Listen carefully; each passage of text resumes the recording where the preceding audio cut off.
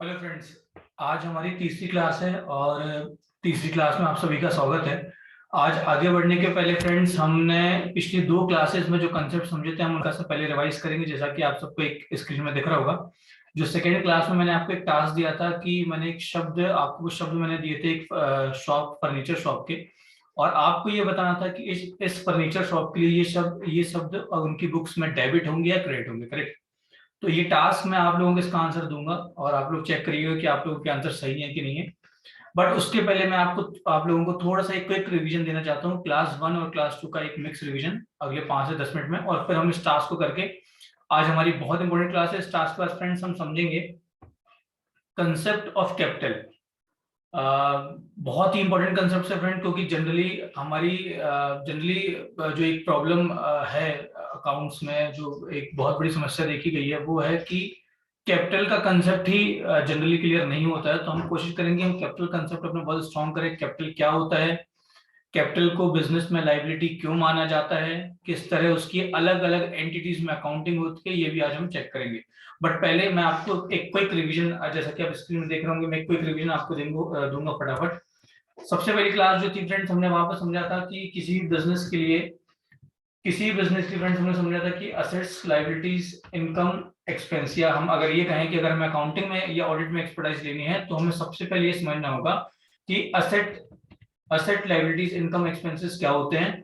हमने समझा था फ्रेंड्स कि अगर हमें असेट्स लाइबिलिटीज, इनकम, एक्सपेंस समझना है तो हमें समझना पड़ेगा नेचर ऑफ बिजनेस। यानी कि जब तक हमें किसी भी बिजनेस का नेचर नहीं पता होगा, हम वहां पर अच्छे से तय नहीं कर पाएंगे कि वहां पर क्या असेट है, क्या लाइबिलिटी है, क्या इनकम है और क्या एक्सपेंस है।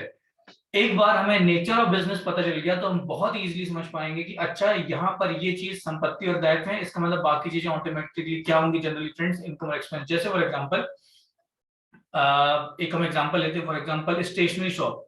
तो स्टेशनरी शॉप के लिए फ्रेंड्स जो बुक्स खरीदना और बेचना है, जो व्हाइट बोर्ड खरीदना और बेचना है, जो इंक खरीदना और बेचना है, वो उनकी इनकम और एक्सपेंस है। तो अगर आप स्टेशनरी शॉप की अकाउंटिंग कर रहे हैं और वहां पर आपको व्हाइट बोर्ड दिख रहे हैं, बुक्स दिख रही हैं, तो वो उनके फ्रेंड्स असेट्स नहीं है, वो उनके इनकम और एक्सपेंस है। वहीं पर लेकिन फ्रेंड्स अगर आप स्कूल की अकाउंटिंग करोगे तो स्कूल की अकाउंटिंग की करते समय आपको समझना होगा कि वहां पर स्कूल में जो व्हाइट बोर्ड है वो उनके लिए इनकम एक्सपेंस नहीं है, वो उनके लिए असेट है, क्योंकि वो उनको नहीं खरीदते बेचते हैं। तो स्टेशनरी शॉप के लिए इनकम एक्सपेंस क्यों है फ्रेंड्स, वो व्हाइट बोर्ड या बुक्स, क्योंकि वो उन्हीं को खरीदते बेचते हैं। इसका मतलब इससे हमें ये पता चलता है फ्रेंड्स, एक बार हम किसी बिजनेस की प्राइम एक्टिविटीज को समझ लें, नेचर को समझ लें, तो हमें ये क्लियर हो जाएगा कि हम बहुत इजीली ये पहचान पाएंगे कि इनकम एक्सपेंस क्या है, और फिर हम बहुत इजीली संपत्ति दायित्व यानी कि असेट्स और लायबिलिटीज को पहचान पाएंगे। इसका मतलब फ्रेंड्स, एक और हम एग्जांपल लेते हैं, for example laptop, computer shop. तो कंप्यूटर शॉप के लिए कंप्यूटर्स जो वहां पर रखे हैं, जो उनका स्टॉक रखा हुआ है, तो जो कंप्यूटर वो खरीद बेच रहे हैं वही उनकी इनकम एक्सपेंस है। लेकिन एक किराना शॉप के लिए जहां पर कंप्यूटर रखा हुआ है, वो किराना शॉप के लिए वो कंप्यूटर उनकी इनकम एक्सपेंस नहीं है, वो उनकी असेट है, क्योंकि वो किराना कंप्यूटर नहीं खरीदता बेचता है, वो अपना किराने का माल खरीदता बेचता है। इस तरह बहुत इजीली रिकॉग्नाइज कर पाएंगे कि असेट, लायबिलिटी, इनकम, एक्सपेंस किसी बिजनेस के लिए क्या होते हैं। जनरल भाषा में अगर हम समझना चाहें तो असेट्स हमने समझा था फ्रेंड्स, जो भी चीज आपको लॉन्ग टर्म बेनिफिट्स देती है, जो भी ट्रांजेक्शन आपको लॉन्ग टर्म बेनिफिट देंगे, वो जनरली आपके एसेट्स होंगे। लायबिलिटीज जो भी आपके लिए ऑब्लिगेशंस खड़े होते हैं, जिन ट्रांजैक्शन के कारण जो आपको किसी ना किसी को रीपे करना है भविष्य में या प्रेजेंट में, वो आपकी लायबिलिटीज होते हैं। और इनकम एक्सपेंस को हमें समझने की जरूरत नहीं है, जैसे ही आप नेचर ऑफ बिजनेस समझ लेते हैं आप ऑटोमेटिकली ये समझ जाएंगे कि अच्छा इस बिजनेस की इनकम और एक्सपेंस ये है। तो ये हमने सबसे पहले हमारी पहली क्लास में समझा था कि असेट, लायबिलिटीज, इनकम, एक्सपेंस को हम कैसे पहचाने, नेचर ऑफ बिजनेस क्या होता है। ये हमारी सबसे पहली क्लास का पार्ट था। फिर हमने साथ ही साथ फ्रेंड्स दूसरी क्लास में ये समझा था, इनको एक बार जब हम पहचानना सीख गए थे तो हमने एक टास्क किया था। फिर हमने समझा था कि असेट्स, लायबिलिटीज, इनकम, एक्सपेंस को हम रिकॉर्ड कैसे करते हैं, what are the recording rules, जो मैंने आपको सेकंड क्लास में समझाया था, एक टास्क देके छोड़ा था। तो रिकॉर्डिंग में हमने बहुत सिंपल सा समझा था फ्रेंड्स कि असेट्स हमारे बिजनेस में जब भी इन होगी या इंक्रीज होगी, हमने समझा था फ्रेंड्स हमारे बिजनेस में जब भी असेट इन होगी या इंक्रीज होगी तो हम उसको डेबिट करेंगे, और लायबिलिटी जब भी, सॉरी, असेट हमारे बिजनेस में जब भी आउट होगी या डिक्रीज होगी, तो असेट फ्रेंड्स हमारे बिजनेस में असेट जब भी फ्रेंड्स हमारे बिजनेस में इन होगी या इंक्रीज होगी तो आप उसको डेबिट करोगे, और अगर आउट होगी फ्रेंड्स, आउट होगी या डिक्रीज होगी तो आप उसको क्रेडिट करोगे। ये हमने बेसिक हमारी सेकेंड क्लास में समझा था। इसी तरह लायबिलिटीज के लिए फ्रेंड्स हमने समझा था इन या इंक्रीज अगर आपकी होगी लाइबिलिटी, तो आप उसको क्रेडिट करोगे, और अगर फ्रेंड्स आउट या डिक्रीज होगी तो आप उसको डेबिट करोगे, जस्ट असेट का उल्टा। साथ ही साथ हमने एक बहुत इंपॉर्टेंट कंसेप्ट यहाँ पर फ्रेंड्स डेवलप किया था कि by default balance. By default balance ध्यान रखिएगा फ्रेंड्स, डेबिट बैलेंस, मैं डेबिट नहीं बोल रहा हूँ फ्रेंड्स, मैं बोल रहा हूँ बाय डिफॉल्ट डेबिट बैलेंस। किसी लेजर का डेबिट बैलेंस जनरली क्या रिप्रेजेंट करेगा फ्रेंड्स, असेट, और किसी लेजर का क्रेडिट बैलेंस, किसी लेजर का क्रेडिट बैलेंस जनरली क्या रिप्रेजेंट करेगा फ्रेंड्स, लायबिलिटी। और मैंने आपको ये भी समझाया था कि generally balances assets liabilities equity यानी कि कैपिटल और प्रॉफिट एंड लॉस के होते हैं, इनकम और एक्सपेंसेस के कोई बैलेंसेस नहीं होते हैं, क्योंकि उनका नेट प्रॉफिट या लॉस बैलेंस शीट में ट्रांसफर होता है। ये भी हमने सेकेंड क्लास में समझा था कि what are the debit balances and what are the credit balance, और वो क्या रिप्रेजेंट करते हैं।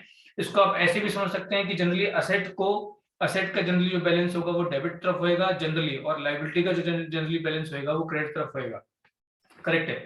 इसके बाद फ्रेंड्स हमने समझा था कि हमारे पास जो भी इनकम्स या गेन्स हैं हम उनको बिजनेस में जनरली क्रेडिट करेंगे अकाउंटिंग करते समय, और जो भी एक्सपेंसेस या लॉसेज हैं इनको फ्रेंड्स हम डेबिट करेंगे। ये भी हमने अपनी सेकेंड क्लास में समझा था, और फिर मैंने एक टास्क आपको दिया था। आइए अब जल्दी से हम वो टास्क कंप्लीट कर रहे हैं। वो टास्क हम कंप्लीट करने के बाद फिर आज हम कैपिटल कंसेप्ट समझेंगे, और फिर अगली क्लास में फ्रेंड्स हम जनरल एंट्रीज को करना स्टार्ट करेंगे। हमारी जो बेसिक क्लास रहेगी इसमें जनरल एंट्रीज करेंगे, और फिर उसके बाद की जो नेक्स्ट क्लास है वहां से हम पूरी क्लासेस अपनी सॉफ्टवेयर के थ्रू आगे बढ़ाएंगे। तो आइए जल्दी से जो मैंने आपको टास्क दिया था पहले हम वो करते हैं। नेचर ऑफ बिजनेस क्या है फ्रेंड्स, यहाँ पर फर्नीचर शॉप, तो आपको समझ में आना चाहिए कि इनका फर्नीचर खरीदना बेचना ही इनका परचेज और सेल है। So the income expenses sales and purchase of furniture. तो यहाँ पर लैंड क्या हो जाएगा फ्रेंड्स, असेट, लैंड यानी कि असेट जब भी आती है तो डेबिट होती है। मोबाइल असेट जब भी होगी डेबिट होगी। यही आपका होमवर्क था, यही आपको करना था। करेक्ट फ्रेंड्स, तो मोबाइल क्या हो जाएगी, डेबिट। सेल्स इनकी मेन इनकम है, यानी सेल्स माने फर्नीचर बेचा होगा। इनकम में से क्या होती है friends, credit. Salary expense friends, expenses को हम जनरली क्या करते हैं, डेबिट। जनरली क्या करते हैं मॉड्यूल है। Building asset debit, computer asset debit. Purchase इनका सबसे बड़ा खर्चा है, जैसे ही आपने परचेज सब देखा फ्रेंड्स आपको समझ में आना चाहिए कि ये क्या होगा, डेबिट। क्यों, क्योंकि ये इनका खर्चा है, सबसे बड़ा खर्चा फ्रेंड्स। और खर्चे क्या होते हैं, debit. Telephone bill debit. Electricity bill क्या होगा फ्रेंड्स, अगेन खर्चा है, डेबिट। बैंक अकाउंट क्या होगा फ्रेंड्स, असेट है, बिजनेस में आ रही है, डेबिट। कमीशन रिसीव्ड इनकम है, बिजनेस में इनकम हो रही है फ्रेंड्स। इनकम को आप क्या करेंगे हमेशा, credit. Advertisement board friends asset है, debit. Loss of goods, loss of goods purchase, तो इसको क्या करेंगे फ्रेंड्स, ये आपका लॉस है। लॉस और एक्सपेंसेस को क्या करते हैं फ्रेंड्स, डेबिट। जैसा हमने आपको देखा हुआ था, इनकम और गेन्स को क्या करते हैं फ्रेंड्स, हमेशा क्रेडिट, और एक्सपेंसेस और लॉसेस को हमेशा डेबिट। एफडी अगेन हमारे बिजनेस की एसेट है, एसेट जब भी बिजनेस में होती है उसको डेबिट करते हैं। रेंट, रेंट आपको फ्रेंड्स क्या होगा, आपका खर्चा है, डेबिट। तो यहाँ पर क्योंकि हमारी खुद की बिल्डिंग फ्रेंड्स स्टार्स में, तो हम ये रेंट किसका मान सकते हैं कि ये रेंट हमारे गोडाउन का रेंट होगा। करेक्ट है, क्योंकि हमारी खुद की बिल्डिंग है तो हम रेंट पे नहीं करेंगे, तो हम ये एज्यूम करके चले कि ये रेंट हमारे गोडाउन का रेंट होगा। Cash stolen friends, cash stolen हमारी कैश चोरी होगी, लॉस हमेशा डेबिट होते हैं। लोन गिवन टू रिलेटिव, आपने एक रिलेटिव को लोन दिया है, वो रिलेटिव आपकी संपत्ति बन गई, क्योंकि आपको उन रिलेटिव से लोन को वापस भी लेना है और उसके बदले इंटरेस्ट भी लेना है। तो जो आप लोन वापस उनसे लोगे, मतलब रिलेटिव से जो आपको लोन रिकवर करना, तो रिलेटिव आपकी क्या बन गया फ्रेंड्स, असेट। असेट क्या होती है, डेबिट। और उनसे आप जो इंटरेस्ट लोगे वो आपकी इनकम होगी, तो उसको आप क्या करोगे, क्रेडिट। यही मैंने आपको टास्क दिया था लास्ट क्लास में कि आपको कुछ शब्दों को देख के फर्नीचर शॉप के हिसाब से ये बताना था कि बिजनेस में वो डेबिट होंगे या क्रेडिट। आइए फ्रेंड्स अब जल्दी से एक बार आप लोग अपने आंसर चेक कर लीजिएगा, सही है कि नहीं है। अगर गलत है तो यूट्यूब पर सारी क्लासेस अवेलेबल है। आप प्लीज क्लासेस को क्लास 1 क्लास 2 डिस्क्रिप्शन में दिया हुआ है, आप ऐसे करके जो है क्लासेस एक एक करके दोबारा देख लें। अगर आपको कोई डाउट है या आपका टास्क गलत हो रहा है, क्यों हो रहा है, वो आप चेक कर सकते हैं। अब जल्दी से फ्रेंड्स हम समझेंगे हमारा नेक्स्ट टॉपिक जो बहुत ही इंपॉर्टेंट है, इसको हम क्विकली कवर करेंगे, that is concept of capital. और बहुत ध्यान से समझिएगा फ्रेंड्स, सबसे पहली चीज पॉइंट नंबर 1, कैपिटल को हम बिजनेस में, कैपिटल को हम बिजनेस में फ्रेंड्स लायबिलिटी, लायबिलिटी ध्यान दीजिएगा फ्रेंड्स, हम लायबिलिटी अज्यूम करते हैं, एक्चुअल में लायबिलिटी नहीं होती है। कैपिटल को बिजनेस में लायबिलिटी माना जाता है, ये एक्चुअल में लायबिलिटी नहीं होती है। इसका मतलब दूसरी बात, ये किस तरह की लायबिलिटी होगी फ्रेंड्स, इंटरनल। कौन सी लायबिलिटी होगी फ्रेंड्स, इंटरनल, क्योंकि आपने इसको लायबिलिटी माना है, ये एक्चुअल में लायबिलिटी नहीं है। यानी कि इससे आपको एक चीज पता चल रही है कि लायबिलिटीज दो प्रकार की होती हैं, एक इंटरनल और दूसरी एक्सटर्नल। आपसे अगर कभी इंटरव्यू में पूछा गया कि लायबिलिटीज कितने प्रकार की होती हैं, तो फ्रेंड्स आपको बताना है एक इंटरनल लायबिलिटी होती है और एक एक्सटर्नल लायबिलिटी होती है। इंटरनल लायबिलिटी का सबसे अच्छा एग्जांपल क्या है फ्रेंड्स? कैपिटल। अब कैपिटल को इंटरनल लायबिलिटी क्यों मानते हैं फ्रेंड्स? हम उस लॉजिक पे आते हैं। कैपिटल को सबसे पहले तो हम बेसिकली लायबिलिटी क्यों मानते हैं, इसका रीजन है फ्रेंड्स कि जब भी अकाउंटिंग की जाती है तो एक कंसेप्ट होता है हमारा, अकाउंटिंग का कंसेप्ट होता है फ्रेंड्स, सेपरेट लीगल एंटिटी। ध्यान से समझिएगा friends, separate legal entity. Separate legal entity concept ये कहता है फ्रेंड्स कि बिजनेस और बिजनेसमैन इन दोनों को हमेशा अलग अलग माना जाएगा, इन दोनों को हमेशा सेपरेट माना जाएगा। इसका मतलब है फ्रेंड्स कि वैसे तो एक्चुअल में ये दोनों, कोई बिजनेस और बिजनेसमैन एक्चुअल में तो एक ही हैं, लेकिन जब ये अकाउंटिंग की जाएगी तो बिजनेस को और बिजनेसमैन को अलग अलग एंटिटी के रूप में देखा जाएगा। और अकाउंटिंग फ्रेंड ध्यान रखिएगा हमेशा बिजनेस के पॉइंट ऑफ व्यू की जाएगी, ना कि बिजनेसमैन के। साथ ही साथ मैं आपको बता दूं फ्रेंड्स कि ये जो कंसेप्ट मैं आपको बता रहा हूँ ये बेसिकली आपका प्रोप्राइटर के लिए एप्लीकेबल है, जिनका एक व्यक्ति का बिजनेस होता है, जहां पे एक व्यक्ति अपना बिजनेस रन करता है, या फिर पार्टनरशिप फर्म के लिए एप्लीकेबल है, जहां पर दो या दो से अधिक पार्टनरशिप फर्म होती है। उस इन दो बेसिकली एंटिटीज के लिए कंसेप्ट एप्लीकेबल है। कंपनी के लिए कंसेप्ट एप्लीकेबल नहीं है फ्रेंड्स, क्योंकि कंपनी को अपने आप में शुरू से ही एक आर्टिफिशियल सेपरेट एक आर्टिफिशियल पर्सन माना जाता है, तो वहां ऑलरेडी शेयर होल्डर्स और कंपनी अलग अलग होते हैं। तो अगर आप किसी ऐसे बिजनेस की अकाउंटिंग कर रहे हो जहां पर एक व्यक्ति मालिक है या दो से अधिक लोग पार्टनरशिप फर्म में है, और वो partnership firm normal partnership firm होना चाहिए, वो फ्रेंड्स एलएलपी नहीं होना चाहिए, क्योंकि लिमिटेड लायबिलिटी पार्टनरशिप में भी आपको इस चीज का जो है वो ध्यान रखना है। हालांकि एलएलपी में भी जो ट्रांजैक्शंस है वो मिक्स हो सकते हैं, जैसे कि फर्म में होते हैं, तो आपको वहां पर भी ये ध्यान, बेसिकली अंतर ये हो जाता है नॉर्मल पार्टनरशिप फर्म में कि आपकी जो लायबिलिटी है वो अनलिमिटेड होती है, लेकिन एलएलपी में लिमिटेड लायबिलिटी पार्टनरशिप में जो पार्टनर्स की लायबिलिटी है वो उनके जो भी कैपिटल है उस तक ही लिमिटेड रहती है, अनलिमिटेड नहीं होती है।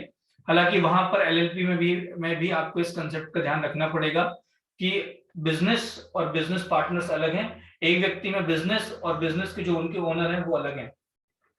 अब बहुत ध्यान से समझिएगा फ्रेंड्स, क्योंकि कंसेप्ट है सेपरेट लीगल एंटिटी, इसका मतलब इसी कारण से कैपिटल को क्या माना जाता है? लायबिलिटी। क्यों फ्रेंड्स लायबिलिटी माना जाता है? उसके अपन लॉजिक पे आ रहे हैं। बहुत सिंपल सा कंसेप्ट है कि एक बिजनेस है फ्रेंड जिसमें लेट्स से किराने की दुकान है, जिसमें मिस्टर ए ओनर है और इन्होंने मिस्टर ए ओनर है और इन्होंने अपने बिजनेस में 1 लाख रुपए लगाए हैं। अब फ्रेंड्स जब अकाउंटिंग की जाएगी तो बिजनेस के पॉइंट ऑफ व्यू की जाएगी, और बिजनेस में क्या हो रहा है, यहाँ पर बिजनेस में कैश 1 लाख रुपए आ रही है, तो ये तो बिजनेस के लिए फ्रेंड्स क्या बन गई? असेट। ये कैश क्या बन गई फ्रेंड्स? बिजनेस के लिए असेट। ये तो एक पक्ष हो गया अगर जब हम अकाउंटिंग करेंगे, लेकिन जब जो आप देखेंगे दूसरा पक्ष आप देखेंगे तो एक्चुअल में दूसरा पक्ष कोई नहीं है, दूसरा पक्ष आपका एम्प्टी है, खाली है, एक्चुअल में कोई पक्ष नहीं है। इसी पक्ष को आप एज्यूम करते हो कैपिटल के नाम से, और इस पक्ष को आप क्या मानते हो फ्रेंड्स? लायबिलिटी। कौन मानता है फ्रेंड्स इसको लायबिलिटी? बिजनेस। क्यों बिजनेस लायबिलिटी मान रहा है? क्योंकि बिजनेस में मिस्टर ए ने जो 1 लाख रुपए लगाए हैं, बिजनेस ये मान रहा है फ्रेंड्स की बिजनेस को मिस्टर ए को उस 1 लाख के रिटर्न में कुछ ना कुछ प्रॉफिट हर दिन या हर महीने कमा कर देना है। इस नैतिक दायित्व के तहत, इस नैतिक जिम्मेदारी के तहत 1 लाख रुपए के रूप में वो एक दूसरा पक्ष एज्यूम करता है। कौन? बिजनेस एज्यूम करता है फ्रेंड्स कि इस 1 लाख के बदले में हम इस दूसरे पक्ष को हम जो नाम देंगे वो हम नाम दे रहे हैं पूंजी, जहां पर बिजनेसमैन ने अपना सब कुछ लगा दिया, इसलिए फ्रेंड्स हम उसको बोलते हैं पूंजी। और साथ ही में बिजनेस को क्या फ्रेंड्स क्या ट्रीट करता है? लायबिलिटी, क्योंकि इसके बदले कुछ ना कुछ बिजनेस को, बिजनेस ओनर को कमा के देना है। इसी कारण से फ्रेंड्स कैपिटल को बिजनेस में लायबिलिटी माना जाता है। आई होप आपको बिल्कुल क्लियर हो गया होगा। इंटरव्यू में आपसे अगर पूछा जाएगा कि कैपिटल को लायबिलिटी क्यों मानते हैं, आई होप आपको ये बहुत अच्छे से आप बता पाओगे। सेपरेट लीगल एंटिटी के कारण कैपिटल को बिजनेस में लायबिलिटी माना जाता है। अब नेक्स्ट थिंग फ्रेंड जो बहुत इंपॉर्टेंट है, इससे हमें ये भी समझ में आता है कि बिजनेस के प्रॉफिट एंड लॉस में फ्रेंड्स बिजनेस के प्रॉफिट एंड लॉस में फ्रेंड्स पर्सनल बिजनेसमैन की कोई भी इनकम या एक्सपेंस नहीं आना चाहिए। फिर से बोल रहा हूं मैं फ्रेंड्स, बिजनेस के प्रॉफिट एंड लॉस में बिजनेसमैन की या ओनर्स की या बिजनेस पार्टनर्स की कोई भी पर्सनल इनकम या एक्सपेंस नहीं आने चाहिए। बिजनेस के प्रॉफिट एंड लॉस में सिर्फ बिजनेस की इनकम आएगी और सिर्फ बिजनेस के एक्सपेंसेस आएंगे। कभी अगर ऐसा फ्रेंड्स हो जाए कि बिजनेस के पार्टनर्स के या ओनर्स के पर्सनल इनकम या एक्सपेंस बिजनेस में आ जाए, या वो बिजनेस के पैसे से अपने पर्सनल ट्रांजैक्शंस कर लें, उस केस में आपको हमेशा कैपिटल अकाउंट से उन ट्रांजैक्शंस को एडजस्ट करना रहेगा, प्रॉफिट एंड लॉस से वो एडजस्ट नहीं होंगे। तो इन सारे कंसेप्ट को आपको बहुत अच्छे से ध्यान रखना है, दिमाग में रखना है, ताकि जब आप अकाउंटिंग करें, क्योंकि जब आप प्रैक्टिकल अकाउंटिंग करते हैं वहां पर बहुत सारे ट्रांजेक्शन्स को आपको कैपिटल के थ्रू एडजस्ट करना होता है। अब मैं आपको इसके कुछ एग्जांपल लेके बता रहा हूँ, एंटिटीज स्पेसिफिक एग्जांपल, तो आपको और अच्छे से क्लियर होएगा, साथ ही में आपके अकाउंटिंग कंसेप्ट भी बहुत बढ़िया तरीके से क्लियर होंगे। अब फ्रेंड्स अगर हम बात करें प्रोप्राइटर की, अगर हम एक व्यक्ति की बिजनेस की बात करें, लेट्स से मिस्टर ए ने 1 लाख रुपए लगा के अपनी किराने की दुकान खोली है, तो यहाँ पर जो एंट्री होगी फ्रेंड्स, वो एंट्री होगी कैश बिजनेस के लिए एसेट है, इन हो रहा है, और असेट जब इन होती है, कैश क्या है बिजनेस के लिए फ्रेंड्स, असेट है, बिजनेस में इन हो रही है, और असेट जब बिजनेस में इन होती है तो हम क्या करते हैं फ्रेंड्स, डेबिट। और दूसरा पक्ष हम क्या मान रहा है इसका फ्रेंड्स, कैपिटल। दूसरा पक्ष क्या मान रहा है, एज्यूम कर रहा है बिजनेस क्या एज्यूम कर रहा है, कैपिटल। और कैपिटल क्या मान रहा है फ्रेंड्स, बिजनेस लायबिलिटी। लायबिलिटी जब बिजनेस में इन होती है तो हम क्या करते हैं फ्रेंड्स, क्रेडिट। कितना अमाउंट है फ्रेंड्स, हमारा है 1 लाख रुपीस, और अमाउंट है फ्रेंड्स 1 लाख, यानी कि आपके 1 लाख रुपए डेबिट होंगे और आपके 1 लाख रुपए जो है वो क्रेडिट होंगे। तो यहाँ पर जो आपकी एंट्री बनेगी फ्रेंड्स, वो क्या एंट्री बनेगी आपकी, cash debit 1 lakh rupees. Credit को आप मैनुअल में लिखते हैं फ्रेंड्स 2, सॉफ्टवेयर में आने के पहले हम सॉफ्टवेयर में तो क्रेडिट ही लिखेंगे, या क्रेडिट का ऑप्शन ही मिलेगा जब आप, लेकिन मैनुअल प्रैक्टिस करोगे तो आप क्रेडिट को क्या लिखते हो फ्रेंड्स, 2 कैपिटल 1 लाख रुपीस। और इसी के साथ फ्रेंड्स आपको इस बात का भी जवाब मिलेगा कि हमारी बैलेंस शीट क्यों मैच होती है। कैपिटल कंसेप्ट इतना इंपॉर्टेंट है कि आपको ये भी इससे बहुत इजीली क्लियर हो जाता है कि हमारी लायबिलिटीज और असेट्स हमेशा मैच क्यों करते हैं। यहाँ पर हमारी फ्रेंड्स एंट्री बनी, कैश बिजनेस में आ रही है, असेट इन होती है तो डेबिट होती है, कैपिटल बिजनेस की लायबिलिटी है, लायबिलिटी इन होती है तो क्रेडिट होती है, तो हमारी एंट्री बनी कैश डेबिट टू कैपिटल। इसके साथ ही साथ अगर मैं इसकी बैलेंस शीट बनाऊं तो बैलेंस शीट में कैसे दिखेगा फ्रेंड्स, ये एंट्री के बाद हमारी बैलेंस शीट, ये आपकी लायबिलिटी साइड होती है, लायबिलिटी में आपका कैपिटल दिखेगा 1 लाख रुपए, और ये आपका असेट साइड होता है, असेट में आपका कैश दिखेगा फ्रेंड्स 1 लाख रुपए। So this is your asset side and this is your liability side, correct friends, this is your liability side, this is your asset side. अब ये जो पहली एंट्री है ना फ्रेंड्स, इसके कारण अब आप जब तक बिजनेस करोगे आपकी असेट, आपकी जो बैलेंस शीट है वो हमेशा मैच करेगी। इस पहली एंट्री के कारण ही आपकी बैलेंस शीट मैच करना स्टार्ट करती है और फिर उसके बाद हमेशा मैच करती रहती है। मैं अभी आपको कुछ एग्जांपल से इसको समझाने की कोशिश करूंगा। ये देखिए फ्रेंड्स, जैसे अभी मैं इसमें कुछ चेंजेस करूंगा और आपको बैलेंस शीट ऑटोमेटिकली मैच होते हुए दिखेगी। पहली एंट्री से तो आपको दिख रहा है कि कैश भी 1 लाख है, कैपिटल भी 1 लाख है, तो आपकी बैलेंस शीट मैच हो रही है। अब मैं इसमें कुछ चेंजेस करता हूं, आप देखेंगे कि आपकी बैलेंस शीट ऑटोमेटिकली जो है वो मैच करती रहेगी। अब सपोज फ्रेंड्स मैंने एक नया बैंक अकाउंट खोल लिया, एसबीआई करंट अकाउंट 10,000 रुपए से, तो मेरी जो कैश है फ्रेंड्स वो 90,000 रुपए बचेगी, और मेरे पास एक नया अकाउंट आ जाएगा एसबीआई करंट अकाउंट जिसका बैलेंस होगा 10,000।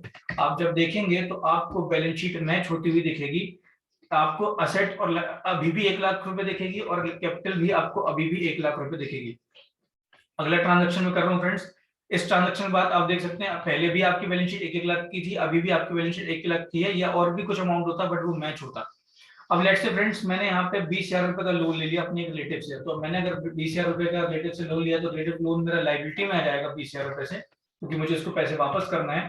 तो आप देख सकते हैं फ्रेंड्स कि मेरा दायित्व 1,20,000 हो गया है, और जो मेरी कैश है वो, क्योंकि मैंने 20,000 का लोन लिया तो 90,000 से मेरी कैश कितनी आएगी फ्रेंड्स, 1,10,000 रुपए।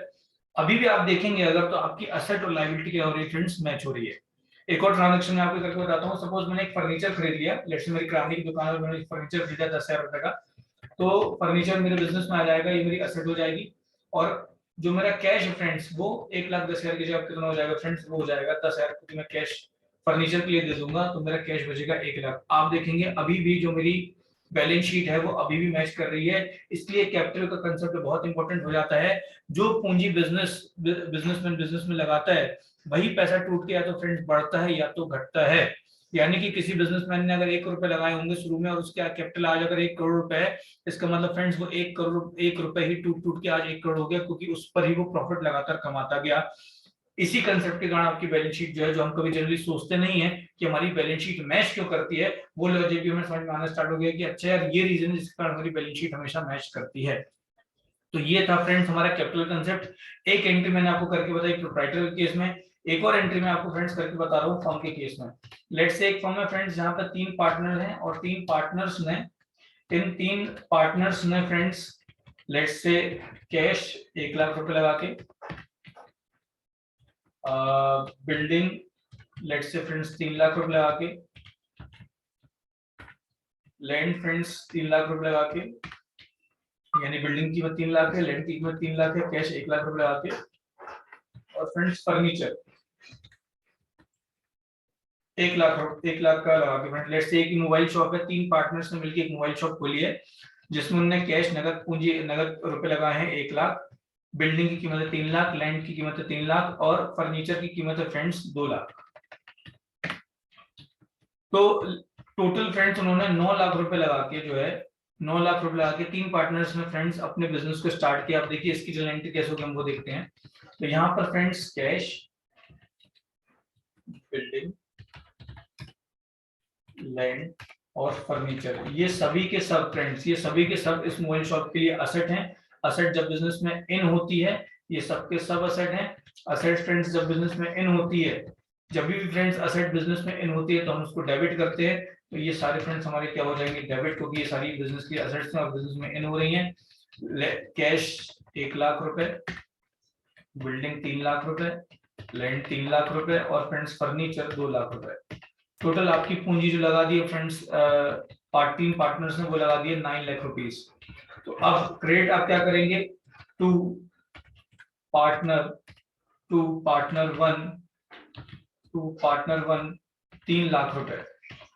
क्या करेंगे फ्रेंड्स आप, टू पार्टनर 1 3 लाख रुपए, टू पार्टनर 2 3 लाख रुपए और टू पार्टनर 3 3 लाख रुपए। इस तरह 3 पार्टनर्स ने मिलकर फ्रेंड्स जो है वो पूंजी बिजनेस में लगाई है। सो पार्टनर 1, पार्टनर 2, पार्टनर 3, कितनी फ्रेंड्स, पार्टनर 1 की पूंजी हुई 3 लाख, पार्टनर 2 की 3 लाख और पार्टनर 3 की 3 लाख। 9 लाख रुपए 3 लोगों ने मिलकर लगाए हैं, यानी कि इक्वल 3 लाख रुपए लगाए हैं। तो पार्टनर 1 के खाते में जाएगा पूंजी में 3 लाख, पार्टनर 2 के में 3 लाख और पार्टनर 3 के में 3 लाख। जनरली फ्रेंड्स हम इसकी जो एंट्री कर देते हैं, अनप्रोफेशनल एंट्री जो हम कर देते हैं वो कर देते हैं cash, building, land, furniture, debit to capital, और वहीं पर फ्रेंड्स हम गलत हो जाते हैं। व्यवहारिक जब आप अकाउंटिंग करते हैं तो आपको एक एक लेजर का ध्यान रखना होता है, एक एक सही लेजर आपको खोलना पड़ती है। अब एक और एग्जांपल हम लेते हैं फ्रेंड्स, यहाँ पे लेट्स से हम एक प्राइवेट लिमिटेड कंपनी का लेते हैं कि एक प्राइवेट लिमिटेड कंपनी ने 1 लाख रुपए की शेयर कैपिटल के साथ अपना बिजनेस स्टार्ट किया है। तो यहाँ पर फ्रेंड्स जो हमारी एंट्री होगी वो होगी SBI करंट अकाउंट डेबिट, क्योंकि कंपनी बिना करंट अकाउंट के नहीं खुल सकती। 1 lakh to share capital 1 lakh रुपए, और इसी के साथ फ्रेंड्स हमारा कंसेप्ट ऑफ कैपिटल है जो पूरा होता है।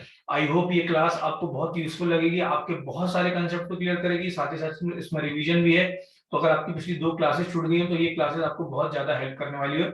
आई होप फ्रेंड्स आपको मजा आया होगा कंसेप्ट्स में एकदम, और आपने अपने लॉजिक्स भी अब लगाने स्टार्ट कर दिए होंगे कि यार ये चीजें कैसे हो रही हैं। I want you to start using your I want you to actually make your own logics।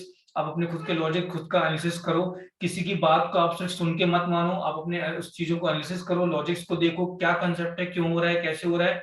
आपके कंसेप्ट्स बहुत अच्छे लेवल पे डेवलप होंगे, साथ ही साथ आप अपनी प्रोफेशनल लाइफ में बहुत अच्छा ग्रो करोगे। इसी साथ फ्रेंड्स मैं आज आपसे अलविदा लेता हूँ और मैं अब आपसे नेक्स्ट क्लास में मिलूंगा। ठीक है, थैंक यू फ्रेंड्स।